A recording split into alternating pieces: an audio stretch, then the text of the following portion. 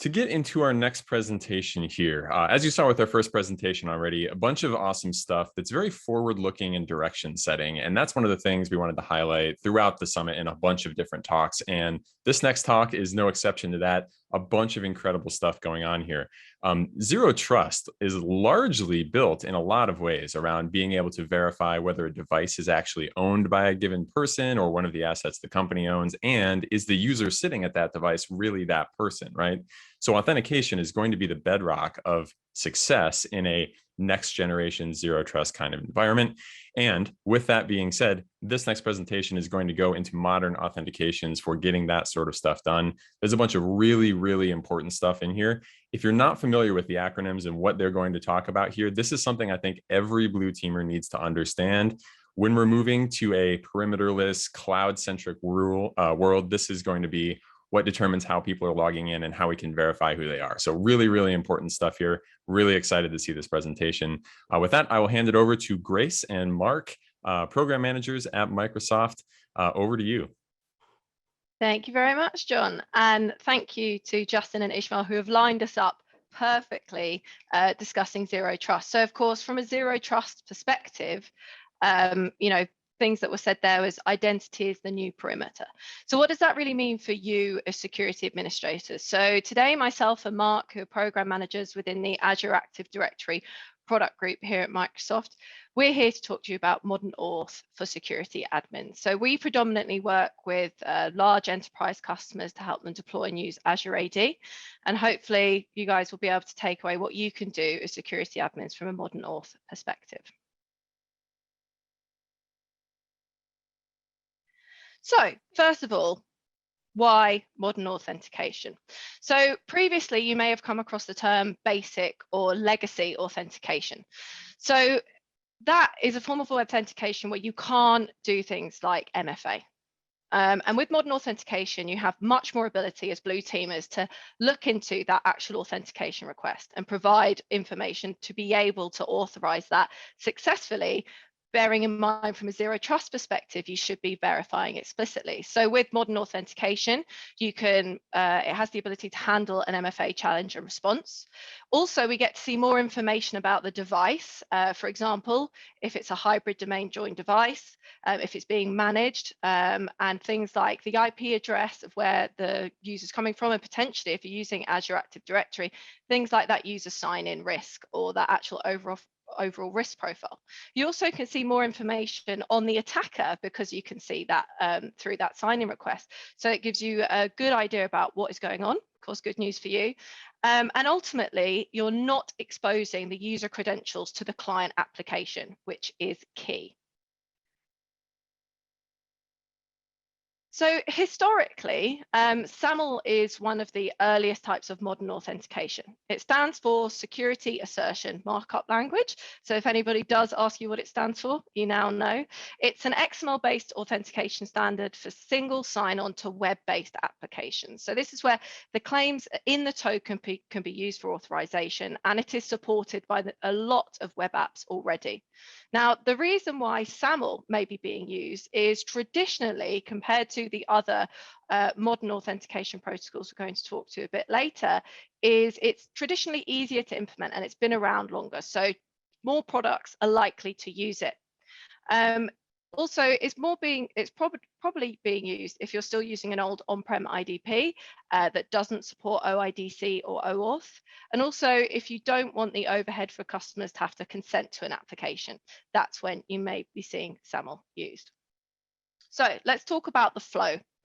So here in this three-body diagram, we're going to use this a lot to talk about this and the other flows. So we have three here. We have at the top, Azure Active Directory. If you're not using Azure AD, feel free to change that to your IDP. We also have the web app itself that is trying to request this authentication, and we have the user and the browser. So what happens with the SAML flow is the user opens the browser and tries to access the web application. It's important to note here that there is already an established federated trust between Azure AD and the web app itself. What then happens is, because of that trust, the web app actually redirects that SAML authorization request back to the browser, and that then relays that SAML authorization request to Azure AD. The user then enters their credentials, which are then verified. And on approval of that and successful authentication, the SAML tokens are sent back to the browser, and that SAML token is then redirected to the web app. So at that point, the web app can then validate the SAML response and the token. Then the web app returns the requested page to the user, and the user is successfully authenticated. Now, there are actually two ways to initiate the SAML flow. So you may see or hear these talks about in support documentation for many of your third-party applications. So there's two types. There's service provider initiated, and that is where the user starts at a web page. An example might be going to ServiceNow, which is federated to, say, Azure AD. And it's at that point we'll see that flow where that federation trust is then used to kick off the SAML flow. But there is also identity provider initiated or IDP initiated SAML flow. And that's actually where the user starts at the identity provider itself. So for example, in Azure Active Directory, that may be something like the My Applications page, where they are already within that identity provider.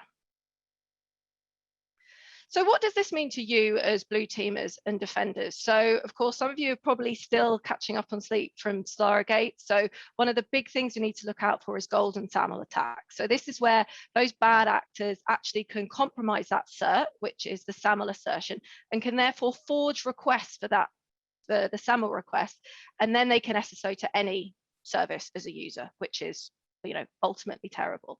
And the next thing to look out for is a search and consumer service URL, may also be referred to as the reply URL. And this is required for some apps. And this actually specifies where that app needs to, expects to receive the SAML token. And therefore, if an attacker actually compromises that URL, the user could then be routed to a malicious app. And of course, that's not good. And then we need to validate that request is signed and then verify that data or limit what reply URLs can be used. So you need to be tracking these as blue teamers to see what is changing, what can request to limit these. Of course, we also have the SAML logout for an app. So if a rule for logout is too complex, then the user actually may not be successfully logged out. And of course, that's a problem, especially if we're talking about kiosk devices, shared devices, these may be mobile devices. If the user is on those types of machines, then somebody else, whether that is a genuine user or somebody else, a stranger, an actual attacker, they'll technically have the same access as that previous user because they weren't logged out. Last but not least, you please do have a look and watch for token monitoring. So things like swapping SAML tokens for session tokens is really helpful so that you can use modern authentication to do having a look at your timeout activity and of course setting the maximum token lifetime. So in line with zero trust, you're giving them the least privilege and for the least amount of time that they need it. So these are all really important things to look out for. So how can you actually reduce the risk? So if you take one thing away, please protect your IDPs like you protect your domain controllers. You also need to be protecting your certificates. You need to use an HSM, and you should be already, and hopefully if not after this, monitoring for cert expiration, any configuration changes, or if there's any additional certificates added, because all of these things could be flags for potential attacks. Or people already being inside the system and trying to change things like those reply URLs. Quick shout out, there'll be another session tomorrow by two of our colleagues, which is going to be monitoring an incident response in Azure AD, and that's going to be talking you through this Azure AD SecOps guide and a lot more really important information about how to reduce the risk overall of your Azure AD as your IDP. Okay. All right, I'll do the OAuth 2 part. So let's dig into this protocol. I think you're still moving the slides, Grace. Oh, sorry, I've just lost my screen. Hold on. All right, so yeah, I can't move the slide. You have to advance it as soon as you get a chance. Yeah, sorry, I'll quit Zoom because it's not working.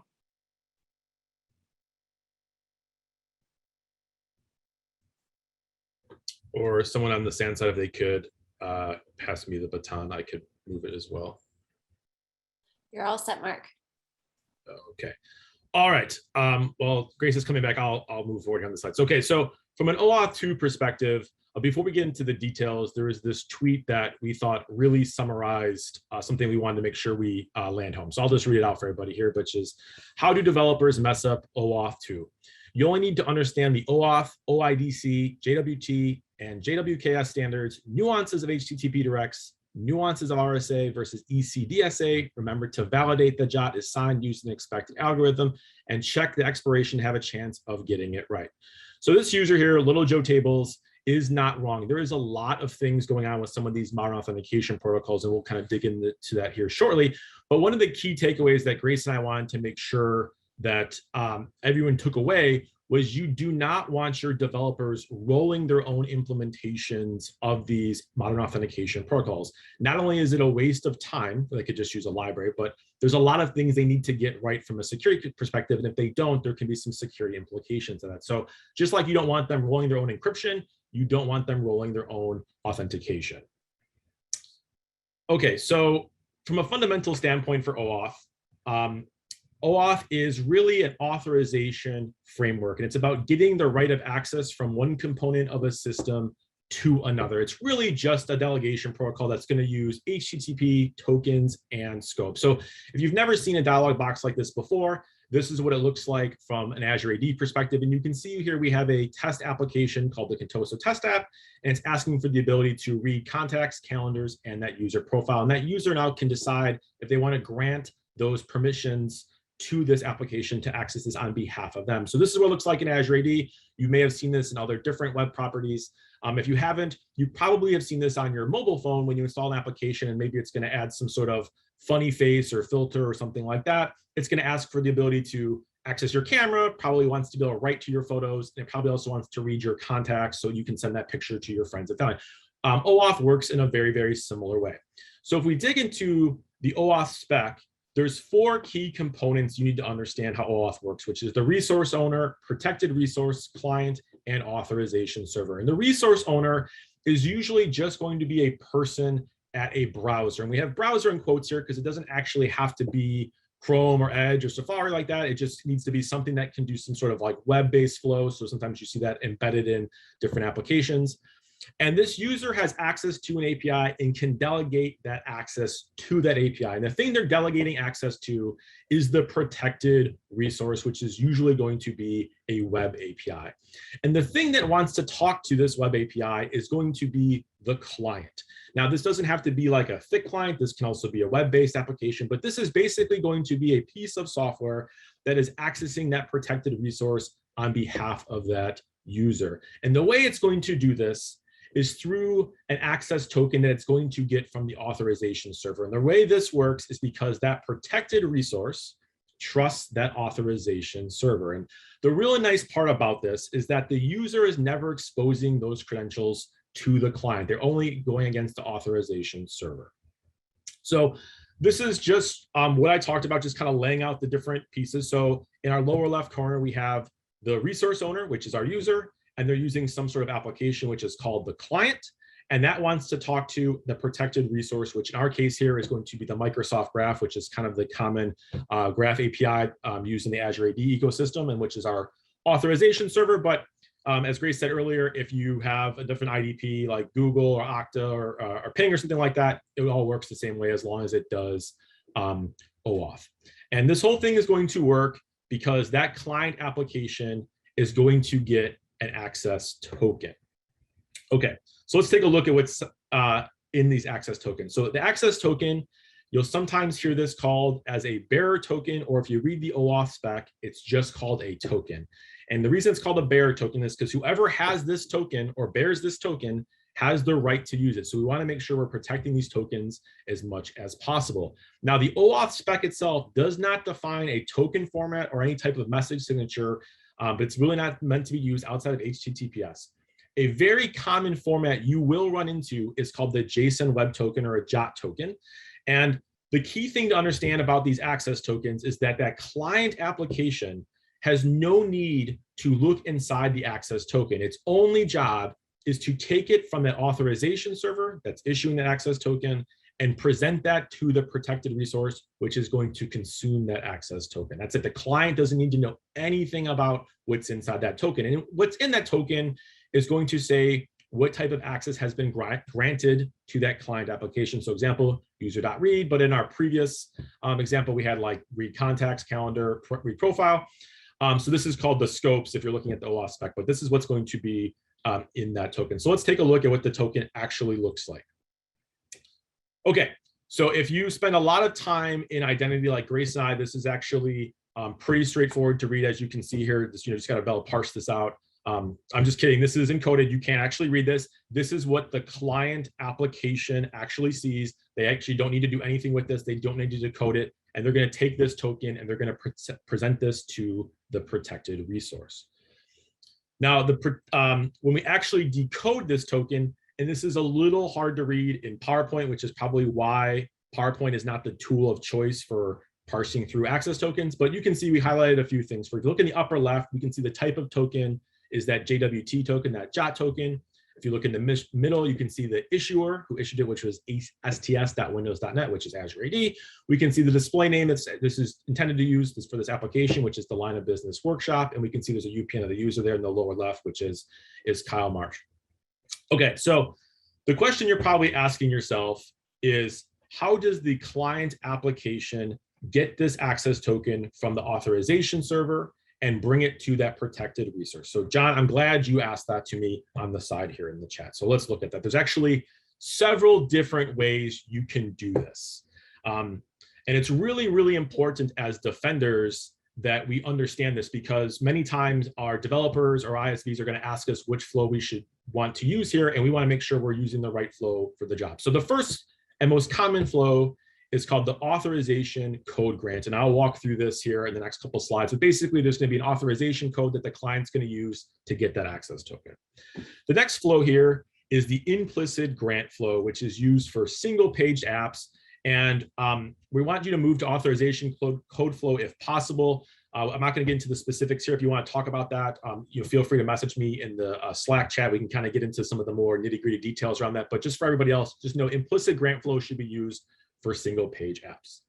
The next one is the on behalf of grant. And this is very, very common. This is when that client application is calling a web API, and that web API needs to call another web API. So maybe there's some sort of web app, and that web app needs to query a database on behalf of that user and kind of show what they have access to. The on behalf of grant would be a really good flow to use. Next is device code grant. This is when we have input constrained devices. So maybe we don't have a keyboard to use, or maybe the device actually doesn't have a browser. So things like IoT, printers, this is when you would use a device code grant flow. Next is client credentials grant. This is for service-to-service calls. This is for those service accounts where there's no user or present, or there's the daemon. And then last but not least, there's the resource owner password credential grant, or ROPC flow, which is, now that we know some of these terms, this is just a very fancy way of saying user gives their password to that client application. And we don't want to use this unless we absolutely understand the risks we're about to take by doing this. And this is, again, this is really, really important to understand, because one of the customers I work with, they're modernizing their applications, moving to modern authentication. And their vendor said, okay, what OAuth flow do you want us to support? Right. So, and obviously they should have an opinion on this, because there's lots of different flows here and you have a lot of different things depending on the scenario. And the customer actually didn't understand that. And they said, well, whatever you think. And what do you think they chose? They chose ROPC flow because it's the easiest one for them to implement. And the customer said, that sounds fancy and good. Let's go with that. So after we kind of talked through these different flows, they realized that they had made a horrible mistake, and they talked to that vendor and said, actually, we don't want ROPC flows. We want an authorization code grant wherever possible. So, okay, let's actually walk through this ROPC flow. So again, we have our 4 components. We have our resource owner, our client application, our protected resource, and our authorization server. So how is this going to work? The client application is going to request authorization from that resource owner, that user, and redirect them to the authorization endpoint, which in our case here is going to be Azure AD. This is where the user is going to authenticate. They're authenticating against that authorization server. They're going to provide their credentials. We could do MFA, all that kind of stuff we're going to do there against Azure AD. And then we see that consent grant dialog box there to the user. Then the user clicks accept. The authorization server is going to redirect the user back to that client application with an authorization code. And now the client is actually going to do its own authentication against the authorization server, and it's also going to present that authorization code that the client user just passed to it. This all happens automatically. There's nothing you have to do from a user perspective. This is just the redirects. And if everything works out, the authorization server is going to issue an OAuth access token to the client, and that client application is now going to be able to access that protected resource using that access token. So this is the authorization code flow. All those other flows I talked about follow very, very similar patterns. If you understand this authorization code flow, you can kind of figure out the rest of the patterns as well. So I know this is a lot, especially if you do not spend a lot of time in authentication or modern authentication techniques. So just a real quick recap. First, the user never had to provide their credentials to the client application. They were never exposed. It only was against the authorization server, which in our case here was Azure Active Directory. Then the user was able to delegate only the permissions needed for that client to do whatever it was asking for the permissions to do. So this is going to be in the scope of the access token, and hopefully hopefully these applications are following principles of least privilege, but we want to make sure it only has the permissions it really truly needs to do its job. And then the reason this all works is because that protected resource trusts that authorization server, and the client takes that access token that's from the authorization server and presents it to that protected resource. So that's the OAuth flow recap. Now I said we don't want to use ROPC, and hopefully at this point, this will really explain why, because the flow is super, super simple. The user takes their username and password and they put it in that client app, and that application just authenticates as them against the authorization server. So now we've exposed that credential to that client application, which could be, again, it could be a web app, but worst, that client application is probably going to cache that username and password. So now we exposed it, they're probably storing it as well. So we really, really want to avoid that. Okay, so the next part here is OIDC. Grace, are you back? I'm not sure, it looks like you were having a technical issue. Does anyone on the stand side know if Grace has popped back in? Yeah, I'm here. Okay, you want to take it away? Sure. So let's move on to OIDC. So OIDC stands for OpenID Connect. So this is actually an open standard which is built on top of OAuth 2, which Mark has just gone over. And this, the main purpose is to perform user authentication. So as Mark mentioned before, it uses this thing called JWT or JOT, which is JSON with JSON object signing and encryption. So what happens here is you actually get an ID token alongside that access token for OAuth 2 that you've just seen. So now the client is actually is the relying party itself. And it also has claims like, who issued the token? Who is it for? Who is the audience? How long is that token good for? So it gets all of that information. So let's have a look at the flow. So this is a fairly simplified version. So playing on the previous flow we've seen here, we've got the client requests authorization to a resource, and the owner redirects to the authorization endpoint, which here is Azure Active Directory. So at that point, the resource owner authenticates and therefore authorizes the claim. This is where you're likely to see that pop up. Then the authorization server redirects that resource owner back to the client with that authorization code. As at that point, the client then sends that authorization code and its own client credentials to the authorization server. So now the authorization server issues that OAuth access and ID token to the client. Now, what happens next is that client access as the protected resource using that access token. So here you can see we've got the additional token. And then following that, all good, we're in. We've got our access token for authentication and authorization. So what does this mean to you as a defender? So we work with a lot of customers, and whether you're internal, if you're a customer, if you're a consultant, whatever, please, please, please ask your ISVs to support OpenID Connect. We don't want any more legacy protocols, and you as the customer or consumer should be listened to by those ISVs. It gives you additional controls and all of that richness that we've seen about being able to protect and verify that authentication and authorization request. Also, in terms of internally, when you're speaking to your developers, you should be using an OAuth or OIDC Connect library. Do not let your devs roll their own. You wouldn't let them do the same with getting tongue-tied with crypto. So why do it the same with authentication libraries? And for example, if you are using Azure AD, we have libraries. So we've got MSAL, which is our Microsoft Authentication library that handles all of this for you. So you can find out more about that at this link on screen, aka.ms/AAD-dev. Also, please, as Mark has said, do not use ROPC flow unless you absolutely have to, and you have an extremely high trust with the client app. You know, sometimes we appreciate you're backed into a corner and that is all that you can use, but please only make that don't make that decision lightly and try and force to use OIDC or OAuth 2. You should also ensure that HTTPS is used and protects those access tokens, because whoever bears or carries that has the right to use it. So in the wrong hands, that can be extremely dangerous. And also in line with focus on least privilege on the application consent. As you've seen in the previous slide from Mark, this was just a calendar management app. It wanted, you know, very simple things. There is no need for that application to have something like a directory read write all. It's unnecessary. So you should be using the least privilege principle for application consent. And these are for both your line of business apps as well as the ISVs. You should challenge them on why they're asking for, say, these illicit and huge application consents. And there is actually an emerging attack. We've previously had a session on this, so you can have a look at that link there, aka.ms/bside-ct 2020 app consent, easy for you to say, to have a look at the abuse that's taking place with app consent grants. So just a little bit of information to give you all.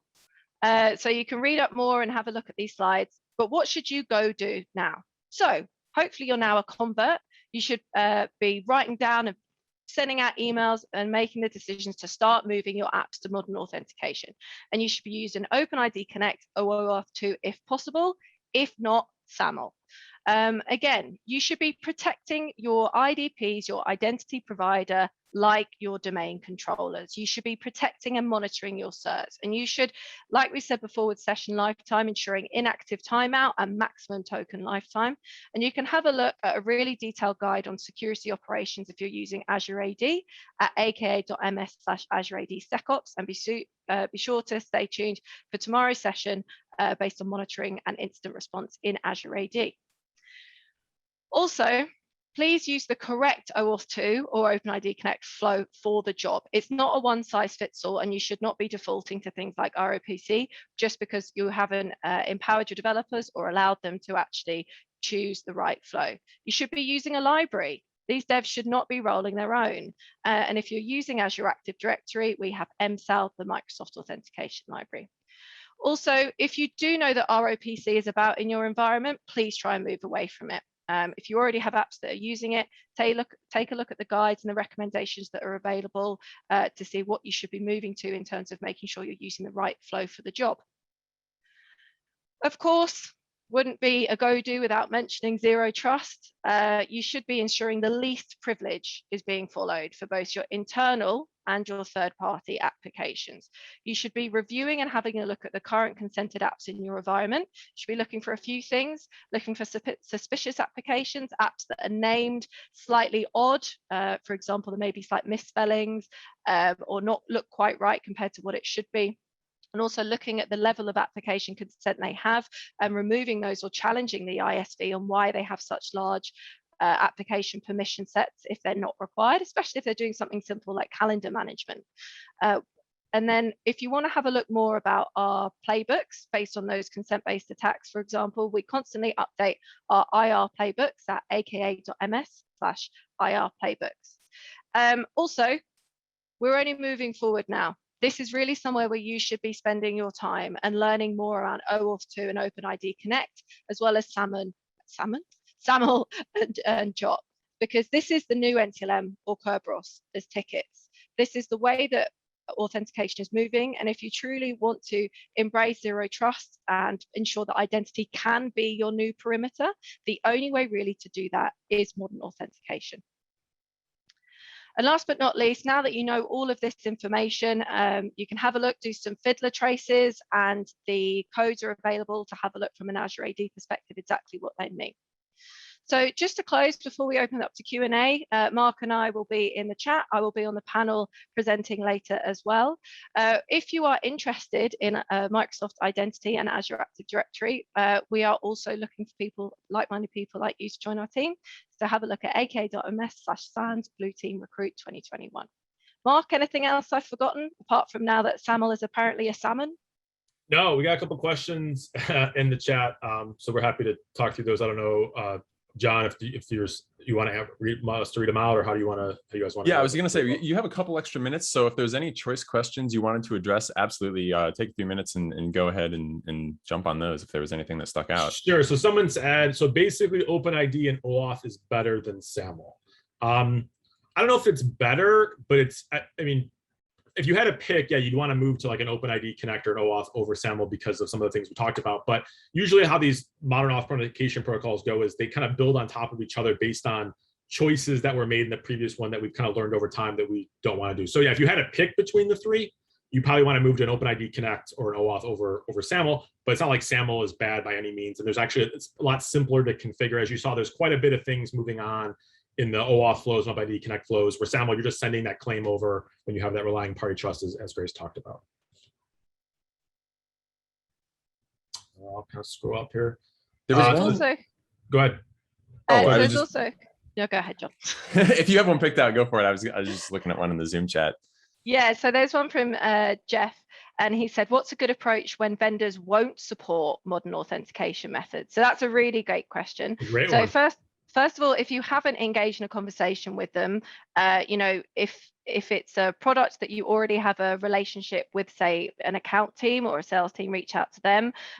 Be sure to use in-app feedback.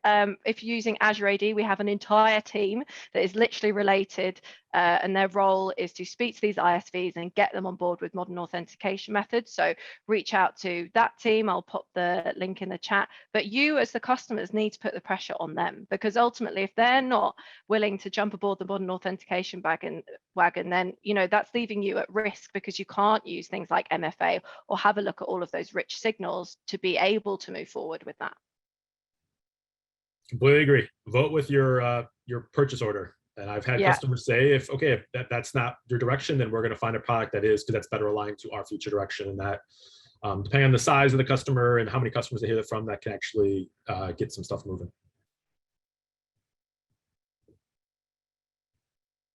I don't know if you had anything else. I know I had one question I wanted to ask you before we go. One of the things you had constantly talked about, for those who don't know, if this is your first Blue Team Summit, Mark has been a recurring character, so we should probably get him a special trophy or something for being at the Blue Team every single year.